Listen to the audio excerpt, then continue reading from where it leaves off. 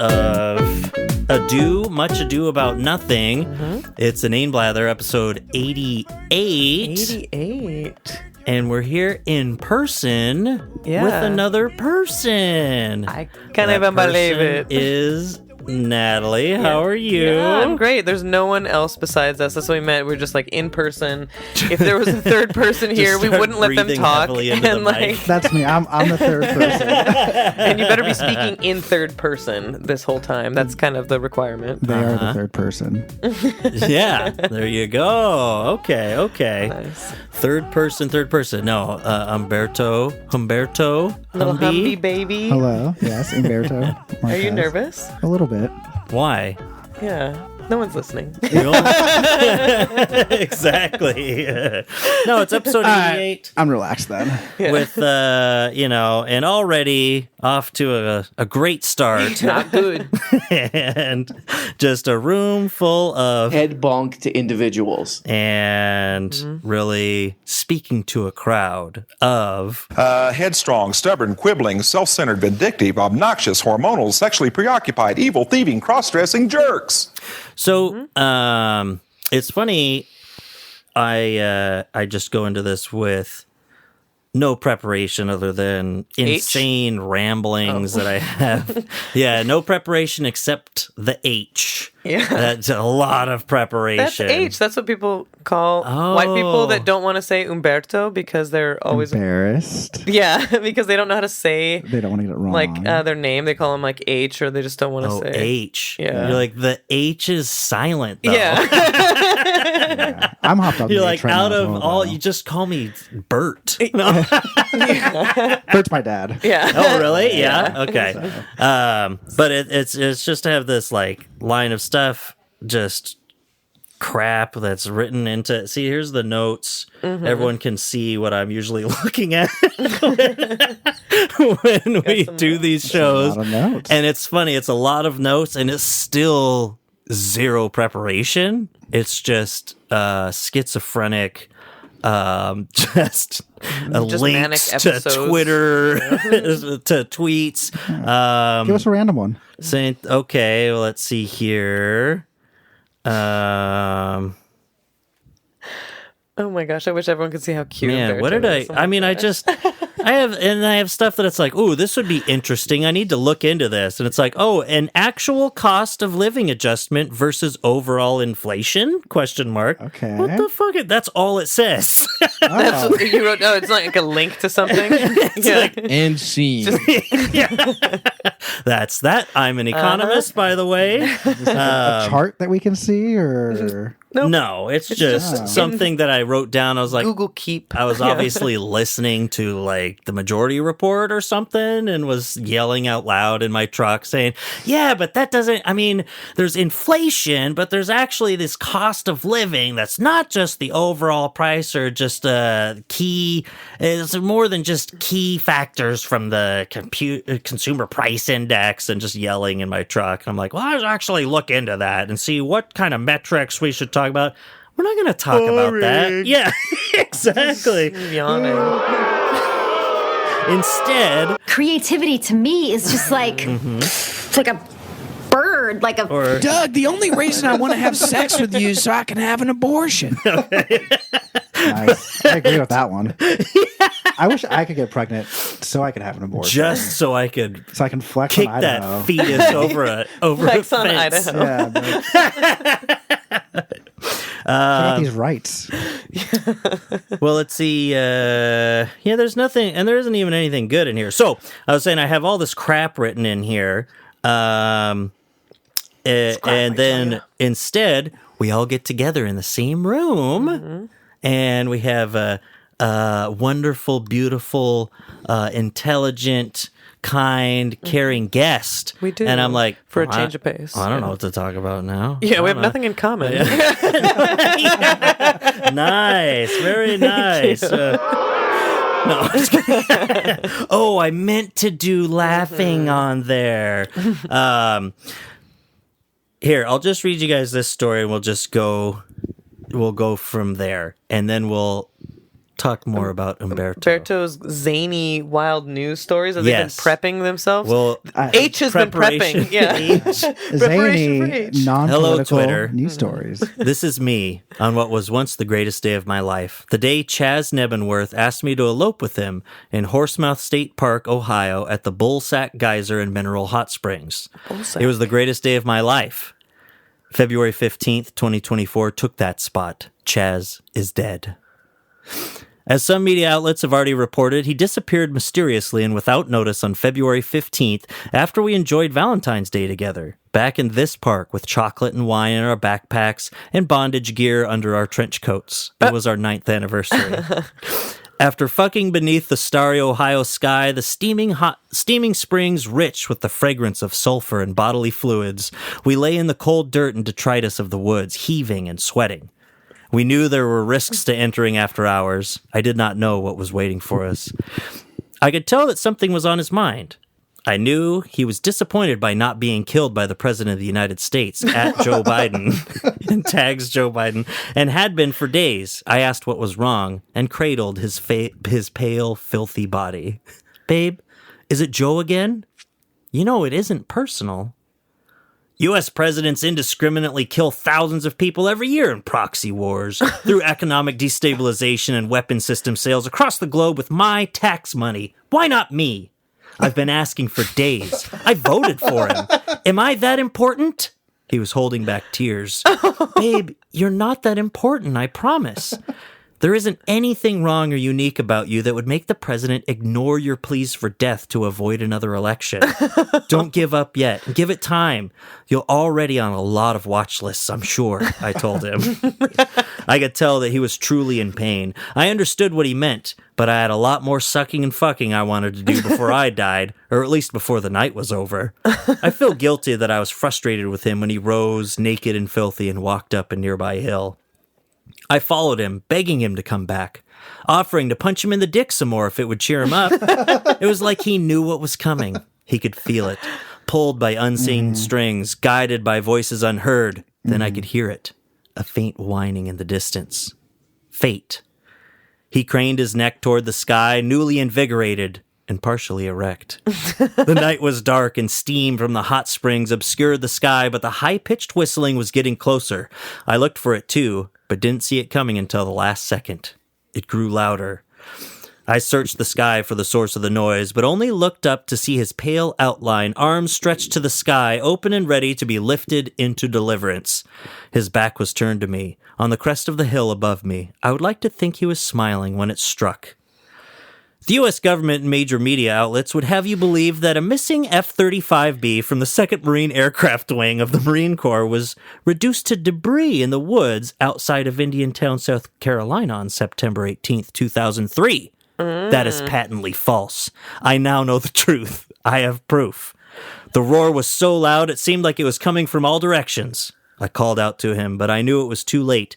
Even if he could hear me, his fate was sealed, and he was facing it gracefully and fully erect. He was ready. It was perfect. Then, a blur. He was vaporized.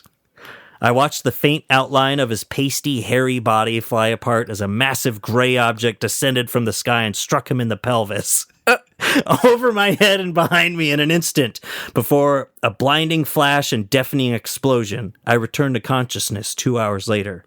I was covered in jet fuel, soot, blood, and minor burns all over my naked body. I could feel pinpricks of embers landing on me in the heat of a roaring fire behind me. I rolled over, my ears ringing, and looked to the hill. He was gone. I turned around to see flaming wreckage. The nearby trees were alight, and the fire was growing fast. I called out for him before realizing that I saw it happen, and I knew he finally died, as he so deeply desired. I didn't understand how or why. I was in shock. I've had time to research the facts only after hiking home. There's way more to this. I don't know if I can get all the way to the end, but I want... It's a very real story, I feel like. Yeah. I want to give a shout out to, if he were here today. Oh, here we go. At Joe Biden. I don't know how or why you stole a nuclear prototype fighter jet from the military. I don't know why you tooled it around for almost half a year unless you were playing with it like a drone. I just know deep down that you flew it into Chaz's penis to kill him. If he were here today, he would thank you for ending the nightmare that his life became since this election year started. I don't know how you knew that he wanted to have sex with a fighter jet. I just know that when your citizen called for help, you answered and blew him apart. So maybe Joe Biden is the president for me after all. So shout out to Chastity Nebenworth at Chasu Lobster. I don't know how they ended up writing this entire... That's on Twitter. Yes. It's an entire thread on Twitter. And you know what, people? This is what you get from people who are not verified blue checkmark ding-dongs on Twitter, okay? These are real people with real stories. I can understand that pain, too. Of like, just penis pain? No, just fearing the election. It's just like... Yeah. Just fly a fighter jet into my pelvis. All of these other people get to die. What did they do that was so right, you know? It's like... Yes, exactly. I want to die in my 30s. You're keeping me around for what? Am I that important? You know, taxes. I can't possibly be. Yeah, but the taxes just go to those planes that fly into people's penises. A plane for every penis. That would be my... campaign slogan. Yeah, but I know what your campaign slogan would be. Natalie hates non-binary people. A culture warrior. Yeah. Yes, exactly. Like Ron DeSantis over here. Yeah, So- did him so good. Yeah. See, that was just a random link in that list of notes, so I'm glad that I got to read it to you guys today. That was... It was beautiful. Okay, so Humberto, you're a listener of the show. I am. Oh, Humberto, this is it's your favorite podcast. It's not Yes. the best. It's not but the best it is your podcast. favorite. Yeah. Exactly. Yeah. Oh man, and boy, oh boy, is that gonna ring true after this episode? It's not even my favorite anymore after you had that dork on as a guest. You know? So, yeah, I couldn't even. One of those, I don't want to be part of. of any club that would accept me as a Accept member. you. Oh yeah, Exactly. Jeez, you're just bringing the heat I know. today. Yeah. So what do there you you do, go. Humberto? It's not like everyone else who listens to the show knows who you are and what kind of personal information you want to put out on a Mother's podcast maiden on the name internet. or anything like that. Yeah. Well, What's the street you grew up on? What was your first pet's name? so, Humberto Marquez. My social security number is... Nope. 227. Yeah. Okay. All right. The make we're of my almost there. first car was a Tesla, actually. And what? What is your elementary school? I don't even remember, to be honest. We were the It was a Tigers, wild though, times. Yeah. But anyways, I can't remember my elementary school because Drugs are fun. You need a better DARE program, then. well, that's what Dare does. What I learned. It Yeah. introduces you to how fun drugs are. Yeah, but yeah, like I said, my name's Humberto. I'm a listener of the show. Long time listener, first time guest. First time guest. It is my favorite podcast, but not the best. We can all admit you. that. Yeah. They are the would be only member on insulting Patreon. Yeah. So a shout out to you're a Patreon member. Yeah. Yes, I am. And we signed you up for it. Yeah. And so for everyone card who out of your signs wallet. up on Patreon, you get to be on the show. Yeah. It's true. That's how I So got that's in. kind of one of those, the only downsides of becoming a member or becoming a Patreon member is you have to be on the exactly. show. and it's Yeah. the premium package Yeah. too. So a lot of dollars to get on here. Yeah, you go on. So you pay $5. Yes. and you become a member of the show, or a Patreon member, a subscriber. Then you come on the show. We give you your $5 back. Yeah. Yeah. Now, none of this is true, of course. Yeah. We have a I don't Patreon have page, but we do not have it. $5. Yeah, I don't have $5 to give you. Yeah, unless you give it to me Those first. Patreon fees, you I know. So it's It takes so you much, become it's a true. member. I give you $3 back. Yeah. after whoever you are signing I'm up only on $1 down Patreon after that. flies to Washington and does it. No, but what do you do, Humberto? Because you have the interesting stuff. Yeah, I'm a canvassing director for Amnesty International, so really hitting the streets, talking to people about some Just light topics. light topics. Yeah, like, Yeah. I think the first campaign I worked on was the child separation policy. Which, Ugh. yeah, we all love it, don't we? Mm-hmm. It's a really popular thing. Yeah. We've done some police brutality campaigns. We're gearing up with a ceasefire campaign. You're just going door to door. Trolling. It's called we do a little trolling. Yeah, exactly. Hey, you want to talk about the Israel-Palestine conflict? Man.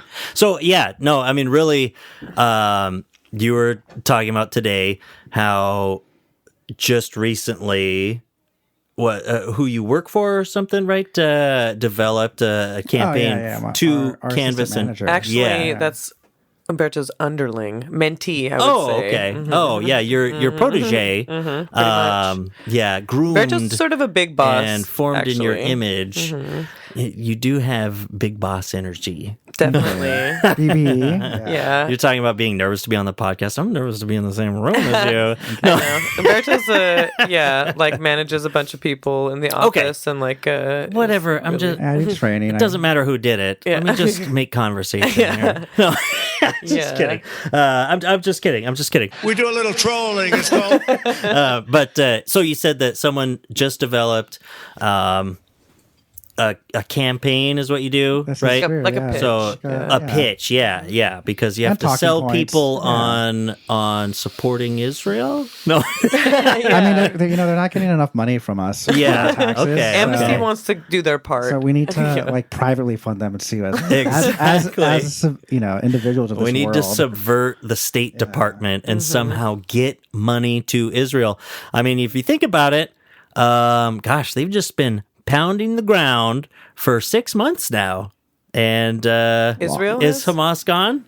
I don't think so. Yeah. So obviously they need some help, if you're not going to let them use nuclear weapons, they got to do something. I'm going to encourage it. So what would so if I answer the door, what's your pitch? What do you say? Yeah, we're still kind of testing around, but really, and we're kind of talking to people about Amnesty believes. So okay, kind of not you start bias off it with our own, opinions. Mm-hmm. But essentially, just calling for a ceasefire, return of hostages situation. No real. And for the U.S. to not send weapons. The U.S. not to send weapons. It's nice to bring in. I mean.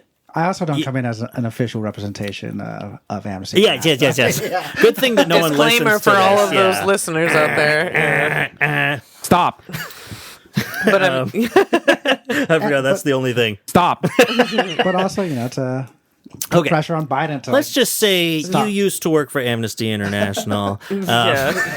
As of this publication. Yes. No, but no. So because I live out in the middle of nowhere, I did have someone come to my door at one point. It was for like an education thing or something. He was really nice. But so it's like, and I know that Natalie is described when she used to go door to door, but I don't really listen to her. So I'm just like legit wondering, as I answer the door, like you just say that you're with Amnesty International. And what? Say hi. Hey, say hi. Yeah. My name's Humberto. I just came to say hi. Yeah, I just came to say hi. What's up? Hey, this is a nice garden. I'm here on behalf of Amnesty International. And you introduced the campaign you're working on, and probably half the people will shoo you away. Sure, yeah. And the other half will. I work door to door for something a lot less reputable than Amnesty International. It sucks, but that's what I was going to say was it's great that you do. I mean, I'm sure that a big part of this campaign that has to be like a talking point pretty quickly is the ceasefire comes with a release of the hostages. That's like with people. Yeah, exactly. It's like, it's one thing that is like not getting across to so many people that just consume any day-to-day stuff about it. Not real smart people like the three of us, but that or like me who spends way more time on Twitter than the average person, so I'm really smart. But no, just that something that's like not getting across to people is that like, oh, well, give the hostages back. Yeah, it's like, well, you can't do that if they're bombing everywhere. Like, it's literally. It's like, why would they give them back if you're just going to keep, if it's like, if there's no agreement? Like, I mean, like, if there's no, it's like, if you just give them back and they're like, okay, we're just going to keep bombing the shit out of you. It's like, what got accomplished there? Yeah, it's like, do you want people back? And if they legitimately do, instead of just like some rando online just that thinks that, you know, Hamas is ISIS or whatever, you know, then it's like it's a really basic part of it that, I mean, we would say right here, well, duh, of course. It's like, that's not getting across to a lot of people. All they hear is that the hostages need to come back. I mean, there was the whole propaganda campaign just a few months ago with like physical flyers being put up about the hostages in America, and then pro-Palestine, you know, activists, protesters, anyone really tearing them down because it's just war propaganda, and people getting so upset. It's like, what? You don't want the hostages to come back? And it's like, it really, people's mind will stop there. That's all they think about it. Yeah. I mean, and if you're talking to like people day to day, that's a really, it seems like it's just a really good small point in this overall the war of propaganda that's going on, that needs to get across to the average person. Totally. Like, hey, you heard about those hostages? You know, you get them back? To get hostages back equals ceasefire. Mm-hmm. So you're on the ceasefire side, by the way. Like, just getting that across to people. Yeah, it's not like you're, you know, I really like war crimes and genocide. You know, but I hate the keeping of hostages, you know? Yeah, exactly. Oh, it's really, I mean, kudos to anyone going out there and talking about Israel, Palestine. And it's so funny because it's like, it's what everyone should be talking about. I feel like there's a lot of support for it, though. Yeah. And like the job, like when you go door to door, you're definitely not looking to change anyone's mind. You don't have time for that. Okay. You're like, Yeah, you're looking true. for people who are going to be like, you're trying to get them. You're just I mean, you looking can for have money, I conversations. get it. Yeah, you're getting No, I'm just people kidding. involved who want to support the cause, that are like going to end up giving you like their financial information and sign up for a recurring donation. So if it's someone that's like starting from a point, you know, like you're talking about gun violence, you're talking about reproductive rights, you're talking about Israel, Palestine, there are going to be some people that are really, really not going to agree with you. You can waste your time with them, which I obviously would sometimes, and just it's nice to fight sometimes. it's definitely nice to fucking argue with them. But you know, if you want to leave, it's like so that you you just could are just like, I don't. This is not going to go anywhere. shit. Have a nice day. You know, like Verbatim. Yeah, suck a dick, dumb shit. Yeah. Get the So you cops can walk calling, away, just be like, Owned. Consider yourself because you are. because you are. you're like, I got more places to go. What are you doing? Yeah. Staying in your house? Yeah, No. loser. Staying in your big, beautiful house? Yeah, Bye. with the I love your view, by the Cool. way. Nice landscaping. Zionist pig. Yeah. Muttering under your breaths. I don't know if you've seen like a lot of resistance, like people being like straight up, because there were already, when I used to go door to door talking about gun violence and reproductive rights, saying you're from Amnesty International, there were two people straight up said because they're Jewish, they would never, this was way before Sure. October 7th. I read into that too. That they would say, I don't support them, I don't support their stance on whatever. It's because Amnesty Israel. They label like Israel God's Strip an apartheid state. They're actually like the Sure. first major NGO to do so. Oh, they acknowledge reality and Yeah. stuff, and they're like, Yeah. well, I can't have any part of that. Like, has anybody seen what's going on over here? Anybody? That's Like, if what's you just really look wild at to it me based is on that, like all this research that we've done based off, you know, like we've been able to do because we're a grassroots organization supported by just our donors, so we have like a very unbiased view as much as we possibly can. Yeah. You know, one of like the most well-respected names like in the game. it's just it's just one of those historical events to me, 10-7, that's like where you really were, I mean, for me, it was like, oh, I really was in a bubble. I really was like assuming better out of people where it's like, oh, I thought especially I thought that if anything left of We've been the last 8 of years. center, no, I'm saying like anything left of center, like liberals and onwards to the left, it's like I thought we were all on the same page. We all know that like Israel is bad and has been War crimes are bad. Yeah, well, I mean that they've been like murdering Palestinians and have been a brutal regime for a long time. It's Same, like I thought that too. it's like Cumtown makes jokes about it. It's just an accepted thing. It's like, it's like, yeah, oh gosh, yeah, I it's because I was an IDF soldier. I thought that kid had a pebble. It's like, so I killed him. It's like, no, it's not like I can tell jokes like a professional comedian, obviously. No, but it's just like an accepted, and then it happens, and all these people are like, oh, just immediately just slurping up State Department pro-Israel Like stuff. Joe I'm like, Biden what? with his ice Did you cream. not know that, like, that Gaza was like a horrible place to be, and it's because of the state of Israel? We didn't all know this? We weren't all on the same page? I thought that everyone was just too lazy or being slacktivists. It was just a thing that we were all on the same page about at the very least. No, not even close. I was just It's shocked like- at how the response was so, like, it was just so pro-Israel with very, very Yeah. little talk. It was just like, it's like Israel and Hamas, and then nothing about all these other Palestinians. It's like, what about all the people that live there? Like, Hamas is just like this tiny, tiny fraction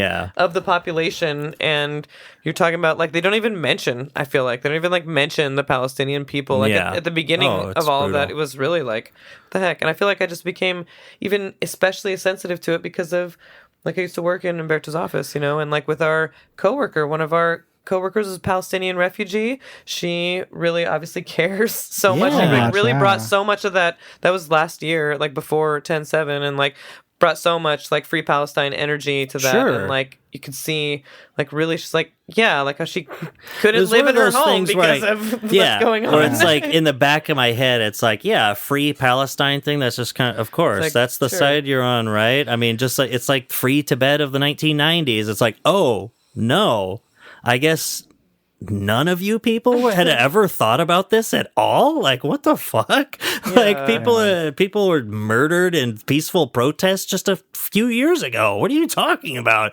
But anyway, let's shift gears. We always talk about Israel, Palestine.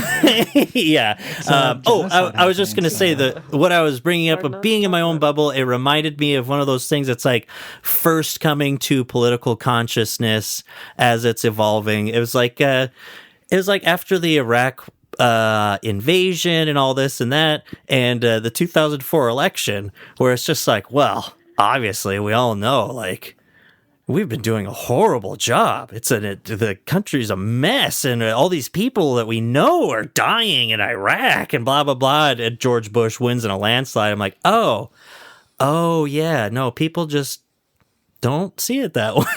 It's like, I thought we were all on the same page here, that the Patriot Act and the war in Iraq are bad things, but no, people did not think that. So it was against John Kerry. Yeah. That guy's a winner. Exactly. It's like, I understand that he's not a great candidate, but it's like, no, people like what's happening. It's because Democrats are boring. Ugh. Like even George Bush. They're Worse than boring. He's like, they're boring, and they have. It used to be like, well, they have the good policies, but they're boring. It's a problem. It's like, they don't have good policies either. They don't do anything. Like Al Gore. God, listen to Al Gore speak. Like, watch that debate about. It's like George W. just being like very personal, and Al Gore. Sure. Like, I invented the internet. Yeah. Just being You know what? Yeah. I did think recently, I said, as a millennial, one thing growing up is realizing that you look back and you've learned that that Al Gore describing the internet as a series of tubes was actually right. Yeah. It's like then I remember finally learning about the undersea cables, and then being like, oh my God, Al Gore was right. Yeah. It's a series of tubes. It's literal tubes that connect the entire world. Oh yeah. And then on the ocean floor. Yeah, they put them in a lock box. Yeah. Okay, that's Saturday Night Live from the year 2000. But even Barack Obama, he's like a nerdy guy too. Like Michelle Obama was always dunking on him for being so nerdy. And you know what? And the reason that people thought, at least he was a cool guy. Yeah, because he was. Because when he was younger, he acted like a socialist to get pussy. He's that kind of nerd. Yeah, it works. A socialist Where are nerd. those? Yeah. Yeah, you need socialist nerds. You need weed-smoking communist nerds, that at the very least, even if it's for just aesthetics, so you can get pussy, like you will, that's you're why willing. Humberto became an activist. Yeah. Yeah. I mean, that's why I have this podcast. Exactly, yeah. That's why this podcast is not popular. Yeah. So let's shift gears. Legitimately, did you have something? You were Prepping. Humberto, Natalie. I'm not talking. You were just looking up random stuff, and I thought some stuff was great. We got on some. We went on Judicial Watch, as they say on the High Network. Judicial Watch. Owned. No, this is what. Sit down. Sit down. It's time for Judicial Watch. Yeah. Psychotic, deranged, cultist liars. Nice.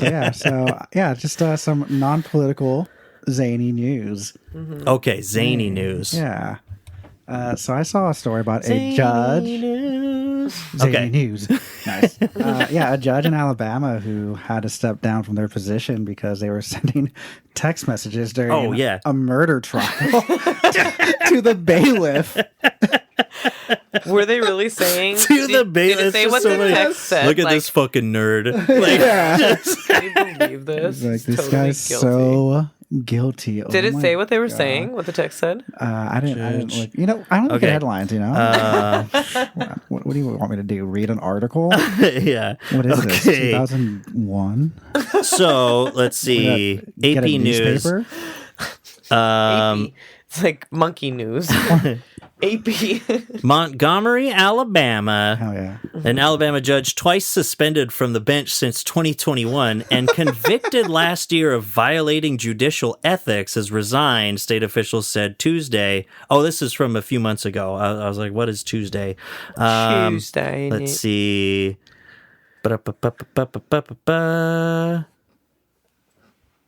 Todd was first suspended from the bench in 2021 after a scathing 100-plus page complaint was filed against her by the Judicial Inquiry Commission. She was suspended again in March 2022 on new complaints that she didn't follow the orders of the Alabama Court of the Judiciary. So let's look at convicted last year. Let's go to al.com. AL.com. Now, are you talking about Jefferson County Circuit Judge Tracy Todd, Humberto? I believe so. Okay. Let's see. Found guilty on one charge of violating judicial ethics and suspended her without pay for 120 days. They could have permanently removed Todd from the bench, but did not. I don't think they should. Okay. So he doesn't text at work, like everybody text at work. These articles are so annoying. This is about not complying with her order. Someone's gonna go to prison for. I don't know if this is the same. Or not go to prison. Maybe she. This is about disregarding the rulings of appellate courts. Appellate courts. Sorry, apple plate courts. I don't, and this is COVID-19. Oh my gosh, I'm gonna find this. Dead air. Okay, Natalie, you keep talking. I was trying to take a picture, but the microphone is right over your face. So every time I go to take it, that's what I thought you'd say too. Okay, read the judgment. Humberto's taking up so much room. They're such like a big. I'm trying to talk, but then you keep talking. I'm just trying to fill air. But I was talking, so you don't actually have to. But so anyways, yeah. Natalie, just talk.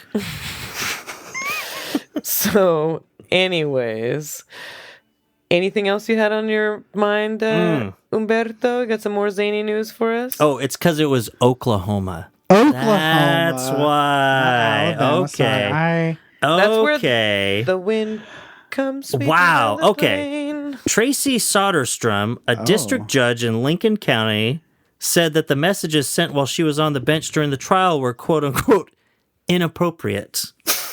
Oh.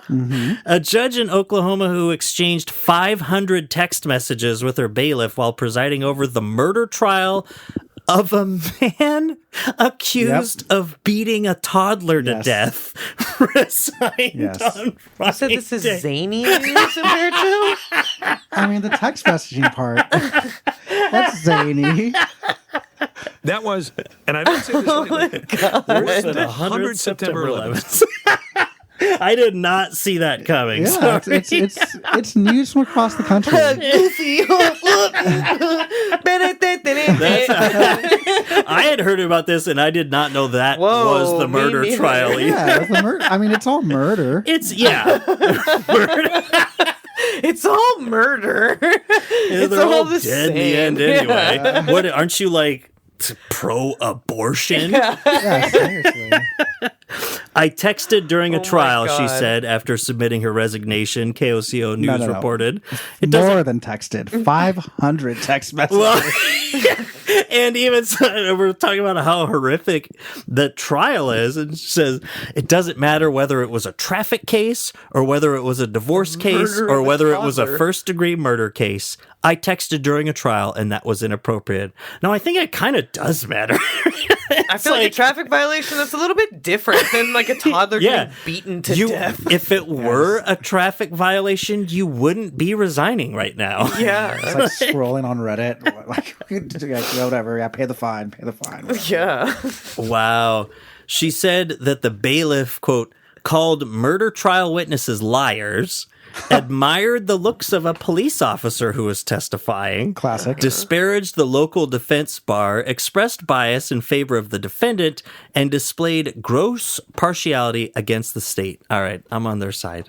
Okay. Gross partiality. Yeah. It's like, yeah, it said about that cop that he admired. He said she looked like a, quote, pretty hot for a pig, oink, oink. Whoa. No, I'm just kidding. Oh, I was like, all right. So yeah. Okay, maybe.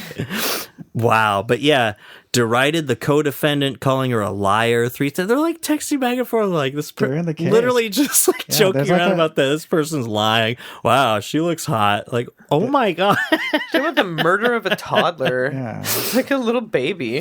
Oh my God. yeah, Getting so like it's- beaten to death. And they're like, look how hot this cop is. And like everyone's just like, I thought the bailiff said something in. Fatal beating of his girlfriend's 2-year-old son. Jeez. Can we stick more with And- the text messages and not with The Humberto. jury Brought this to us.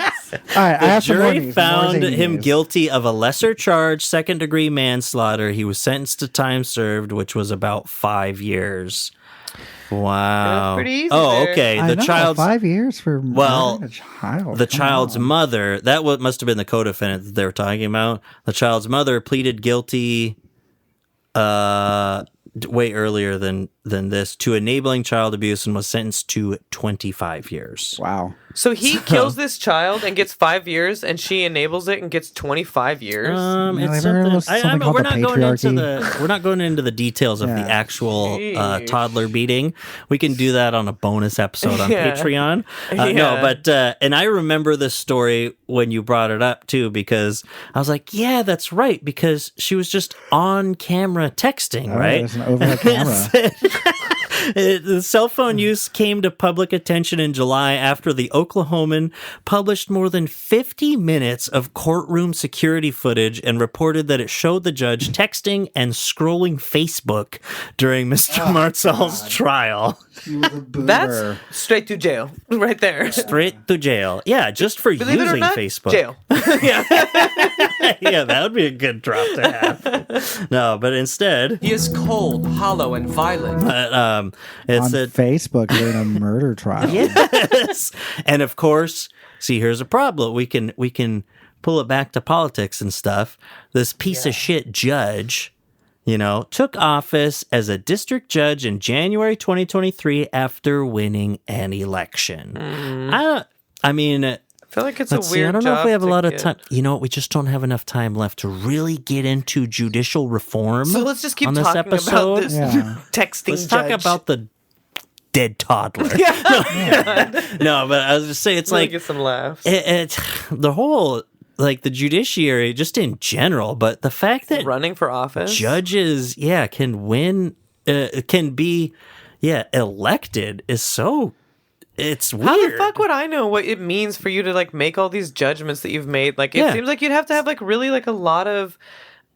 You wouldn't necessarily be like a politician, obviously, or like you have like all these. It's like very complicated. Like what you're talking about, like the precedent that you're setting, or like laws you're upholding, or whatever. Like. How does that look on a campaign trail? And it also means that people anyone can become a judge if you win an election in that District, anyone can seems become a district. Supreme Court. Exactly. Justice, It's just Amy like that. Coney Barrett. And on top of that, it's like, you have a campaign. How is it not just, it just seems so obvious. It's like, people donate to their campaign. How can a judge ever have a campaign where people donate to it or companies donate to it? And it's like, and if they're, maybe even if it's an obvious conflict of interest that a case even tangentially involving them comes to the court in front of that judge, there's no reason anywhere, like the judge isn't like gonna get arrested for taking the case. They're the judge. It's like they can just do it. It's like the John Oliver, the Supreme Court episode. We just watched that. Yeah, we did. You did, yeah. Where it's like, there's like codes of ethics and stuff like that. But even for these lower courts where they do have rules, but the only way that anyone's going to reference these rules that a judge might have broken as if someone brings it up to a higher court. Yeah. And it's like, it's just gross. And there should be like Game of Thrones trial by combat. Yes, the gauntlet. Yeah, like just to like get away, like, in case you're somebody who doesn't trust the judicial system. Like, you know what? I trust my own battle prowess. Yes, exactly. Battle prowess. It's like, and if the if they have to fight the judge, right? Obviously. And then if the judge, with tenure, they can say, well, someone will fight in my stead. They get to choose an animal. No, and you have to fight like a bailiff. a bear or a tiger. Yeah, the bailiff can be a large, hairy gay man. Yeah. The bear, or an actual bear. No. That's how they do it in Russia. Yeah, exactly. All the bailiffs are bears.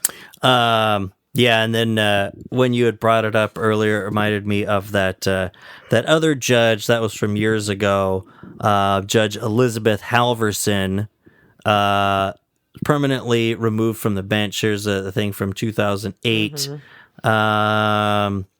Where she subpoenaed her husband. She faced a disciplinary. Oh my God! Yes. Yes. Out of all the things that she did, What a queen. yes, exactly. Goddess. Using her powers for good. From chairman of like the Judiciary review thing back here in 2007, some judges are in office for an entire career and do not accumulate the type of dismal professional history that the record in this case establishes. What a great dry legal way of saying, like, God, you're the worst at this. Yeah. She was like, And it was like in 5 months she got like suspended like subpoenaing her husband to have him say under oath whether or not he like did his chores or something Yes, like that. Yeah, exactly. that's feminism done right there. She was Getting women in position of power. girl boss, Yeah. gatekeep. Yeah. yeah, exactly. You know what? Total queen. She's taking the bailiff, a cop. A cab. She's taking this bailiff, making him put her shoes on her because she was Yes. very large and in a Yes. motorized scooter. Making him, She would make like, him check his rub her oxygen shoulders tank. Yeah, and or take her care of her oxygen tank. And when he brought it up and got transferred to a different department, she got her own security. Jeez. And just had them go around the court rules. She was a judge? Yeah. It's Yeah. it's like she's running a royal court. Judge Dredd. No. Underrated movie, I think. Yes, we should watch it tonight. Starship Troopers. Love it. Never seen it. Oh my god, it's so good. Okay, I'm not doing my part. Comment for whoever's listening whether or not Natalie should watch Starship Troopers. The answer is yes. I'm waiting for the comments to come in. Neil Patrick Harris, come on now. Come on now. Okay, Steph, Las Vegas Review-Journal. I have another zany story. District Judge Elizabeth Halverson's former bailiff testified that she fell asleep daily in court. Nice. And frequently told him to shoot her husband. Dude, who is?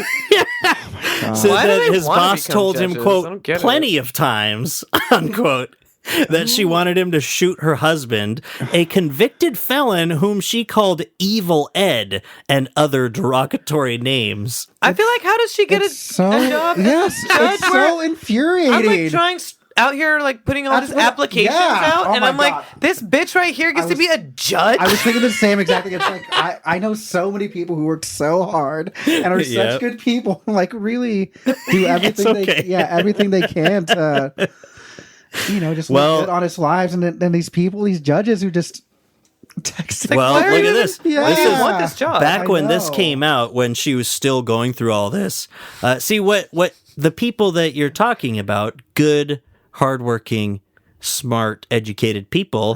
The problem is they're not in Reno, Nevada. Or it's like Reno or Las Vegas. But let's see. Testimony at the hearing, because this is about, he's saying that she fell asleep every day. She kept telling him to shoot her husband. One time when mostly when her husband was in the room with them, and one time when he was not. That's some like boomer humor right Did you there. take this as a joke when she was telling you just shoot him? Special counsel Dorothy Nash Holmes asked. No, I didn't, Jordan replied. I didn't know how to take it. And it says, testimony at the hearing led the commission to suspend Halverson while it investigates allegations of wrongdoing. The suspension took effect July 25th. It does not stop Halverson from collecting her annual salary of $130,000. Wow. She deserves that. Exactly. She deserves that. And that does, was 17 years ago. Oh. Yeah. Okay, more zany news. What's your other zany story? news? News about... They're criminals and rapists. 13 minutes. 13 minutes. Okay, so this is a neat Less story than 13. From, the Florida Man games. Florida Man. Yeah. So read an article about... microphone. Okay, yeah. Read an article about the Florida Man games that were... Florida Man games? Yeah. It's things like evading cops. Yeah, nice. Some competitions, evading cops, or... wrestling for a beer is another competition. Yeah. And the prize is beer. The beer? Yeah. The prize is that you get your felony taken off your record. What? No. Yeah. I mean, it's DeSantis' Florida. I don't know. They're like, if you wrestle an alligator, yeah, you get the felony charge taken off your record, but you still can't vote. Yes. Yeah. Exactly. Yeah. they can vote though, but they can't. No, they. Oh man, they voted. They overturned it. They like the people the took that to the and I'm not voted sure. on it. I feel like I It's read a Florida. story about like the government going back on that. I feel like you might before be right, yeah. DeSantis, right? Wasn't it? So Alien Man, Rick Scott, or is that the guy from? Yeah. He Jeb. Still, the post Jeb, pre Rhonda. Yeah. It was it was just poop all the way down. It was like, sure, they got their right back supposedly, but they would have to. He put every roadblock in the way that he possibly could, including like, you would have to provably pay in full any That's restitution what it was. and Yep. stuff. And they would still have to do like the they'd poll have tax, to essentially. appeal to the governor and stuff like that, and like to be able to get their rights restored. Hardly anyone was getting their rights restored. Like it is, oh man, like that's such a basic shame, thing. yeah. Like it's one of those things too where like Ohio and the like the abortion law in Ohio, it's like people vote on it and it passes, and then the government just ends it just happened in not Oregon. enforcing that stuff. In Oregon, Ohio. they're probably going to pass they're repealing the decriminalization of drug possession. Yeah. And it's another one of those things. It's like, is that like they're voting? Like the people are voting on it? no, Is the that like- people voted to decriminalize the And possession of hard drugs. There's been a spike in overdoses there, but I feel like Yeah, because part of the entire thing was they decriminalized it and were supposed to put money into the proper programs. And this other channel, they don't do that, and they say, look at what a disaster this is. And then they just roll it back, probably to make it even more draconian than it was before. Yeah. Take that money that they were supposed to spend on those programs and give it to police officers or like for-profit prisons or something like that. Yeah, it's like the weed money too. Like the weed money was supposed to go to all this good stuff. I think a lot of it's supposed to go to schools and education. And like, it just gets like earmarked for other stuff. Yeah. Like really vague, yeah. like really vague language. It's like, how is it that we've been doing this for so long and now we're already like anyone can just complain whether you're a right winger or left winger, being like, Inslee, what is he doing with all? Suddenly we don't have any money anymore, and he's trying to do all this stuff. It's like, yeah, that's a good point. Like, what the fuck is he doing? It's like there are some programs that do good, and it's like, and those are coming out of my paycheck. I don't make any money. How long has Jay Inslee been the governor? 1946, I think. That's 3 terms. I'm from I'm from California, so yeah. Oh, okay. Where all the Republicans are. Yeah, I got my boy Gavin. Yeah. President 2028. Jay Inslee ran for president, and no one cared. Oh, I remember that. Yeah, he was. right. He ran like as looked like a fucking dork. Yeah, he ran as an environmentalist. Yes. Yeah, that was like kind of his big I mean, one good policy, thing about I mean, Washington's great. He's been whatever, the governor but, since 2013. yeah, but it's also a liberal shithole. Yeah, it's 3 terms, right? He's 73 years old. Boo. Oh, yeah. Yeah, We're don't gonna have that. to take him out back, and His wife's name's Trudy. gross. With an I. I didn't vote for that. No, I was gonna say, well, whatever it was, he succeeded Christine Gregoire, right? Gregoire. Christine.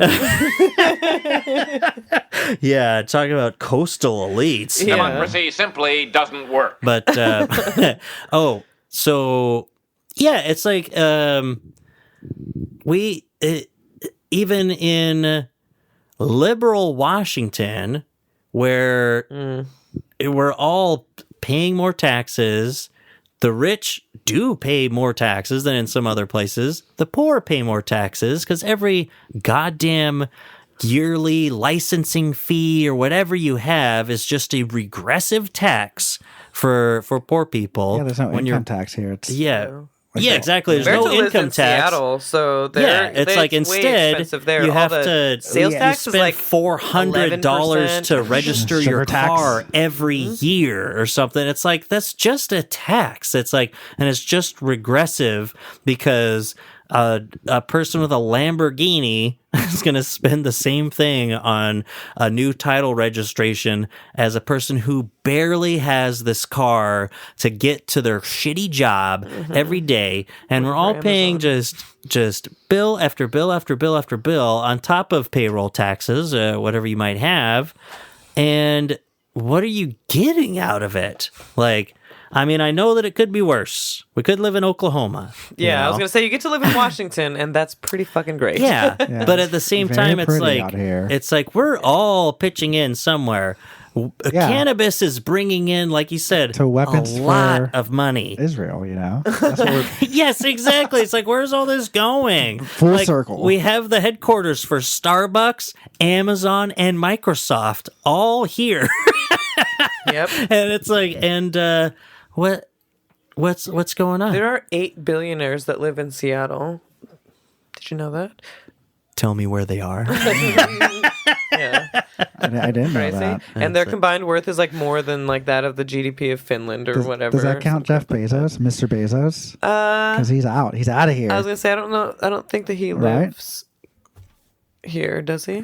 He moved away, I think. Yeah, Yeah, that's what I don't for think like he's one of tax them. reasons. I think he moved Yeah, to I'm- where his voice is more accepted, and he went to California. San Diego.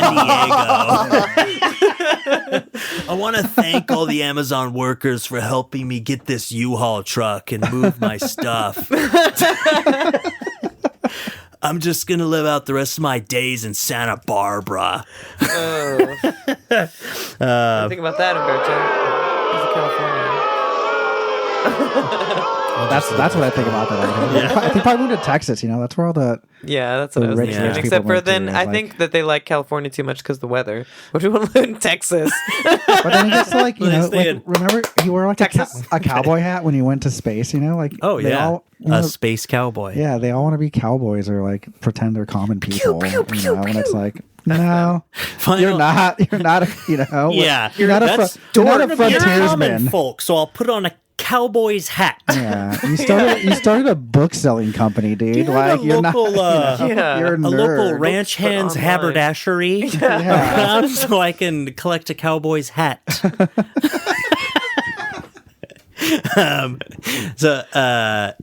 So final thought. Shout out to the. Dang it! I wish I would have just The had this. haberdashery? The Florida man. Yeah, shout out to the Florida Man Games. Shout out to the 2000 film Space Cowboys. Yes. Starring Clint Eastwood, Tommy Lee Jones, James Garner, and Donald Sutherland. Yeah, not underrated because everyone who sees it says it's a masterpiece. It's horrible. Haven't seen I it. saw it in theaters. No. Nope, just I heard the term Space Cowboy because I said it, I guess. But the monitors are on, so I heard it in my ears. And I was like, shout out to that 24-year-old film about old men going to space. Yeah. Classic film premise. And that's Mr. Bezos now. Yes.